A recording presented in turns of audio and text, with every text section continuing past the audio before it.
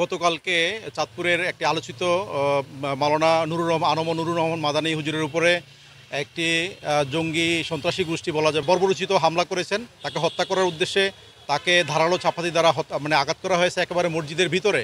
তো এই আলোচিত যে হত্যাচেষ্টা মামলা, এটি একটি আমরা মনে করি একটি পরিকল্পিত একটা হত্যাচেষ্টার একটা অভিযোগ, এবং সে ব্যাপারে অবশ্যই তার সাথে আরও একাধিক লোক জড়িত থাকার প্রমাণ আমরা ইতিমধ্যে পেয়েছি। বিভিন্নভাবে কিছু লোকজন আছে যারা তার পক্ষে সাফাই গাইতে শুরু করেছে, এবং কে বা কারা তাকে এই হত্যাচেষ্টার জন্য উদ্বুদ্ধ করেছে সেটা প্রসিকিউশনের পক্ষ থেকে তার জন্য 7 দিনের রিমান্ডের আবেদন করেছেন। যেহেতু সে আজকে স্বেচ্ছায় দোষ স্বীকার করেছে, সেই জন্য প্রসিকিউশনের পক্ষ থেকে সেই রিমান্ডের আবেদনটি এখনও পেন্ডিং রয়েছে। ঘটনায় আসামি হাজির করা হয়েছে। উনি স্বেচ্ছায় দোষ স্বীকার করেছেন আমাদের সদর কোর্ট বিজ্ঞ ম্যাজিস্ট্রেটের নিকট। পরবর্তীতে যদি প্রয়োজন মনে করেন আর তিনি এটা রিমান্ডও চাইতে পারেন।